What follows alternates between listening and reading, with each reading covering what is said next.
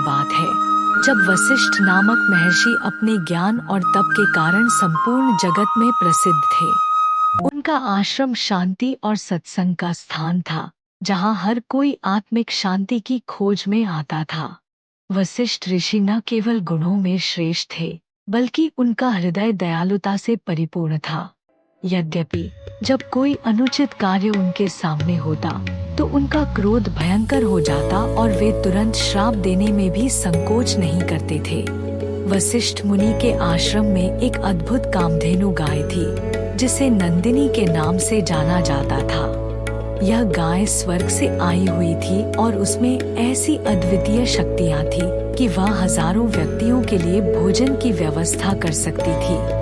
नंदिनी का सौंदर्य और दिव्यता अनुपम थी। स्वर्ग में रहने वाले 8 वसु देवता एक दिन अपनी पत्नियों के साथ पृथ्वी पर भ्रमण कर रहे थे। उनमें से एक वसु की पत्नी, जिसका नाम द्यु था, ने नंदिनी गाय को देखा और उसकी अपार शक्ति से प्रभावित होकर अपने पति से उसे प्राप्त करने की इच्छा व्यक्त की। उसने कहा, यह गाय इतनी अद्भुत है कि हमें इसे स्वर्ग में ले चलना चाहिए।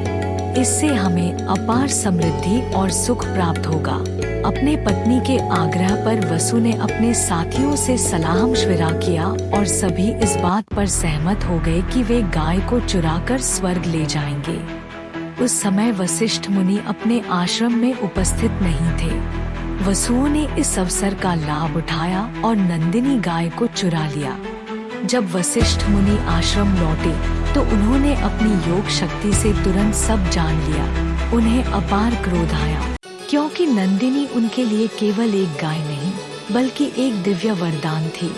उन्होंने वसुओं को श्राप दिया, तुम्हें पृथ्वी पर मनुष्य के रूप में जन्म लेना होगा और समस्त सांसारिक कष्टों का भोग करना होगा। यह सुनकर वसुओं के हृदय में भय और पीड़ा का संचार हुआ।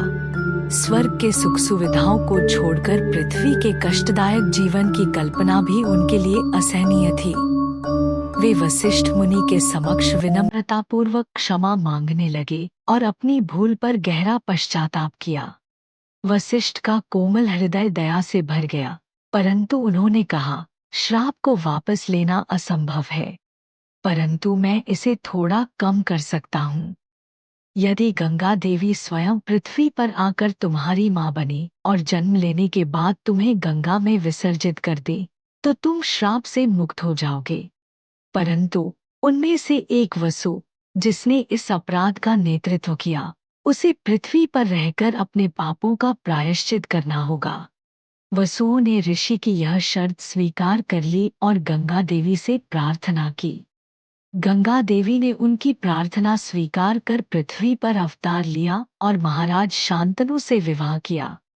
उन्होंने 7 पुत्रों को जन्म दिया और उन्हें तुरंत गंगा में विसर्जित कर दिया, जिससे वे श्राप से मुक्त हो गए। परंतु जब 8वें पुत्र का जन्म हुआ, तो महाराज शांतनु ने गंगा को रोक लिया और उस बालक को बचा लिया। इस बालक का नाम देवव्रत रखा गया, जो आगे चलकर भीष्म के नाम से प्रसिद्ध हुए। इस प्रकार वसुओं का श्राप पूरा हुआ और देवव्रत ने पृथ्वी पर रहकर महान कार्य किए, जो इतिहास में अमर हो गए। आने वाला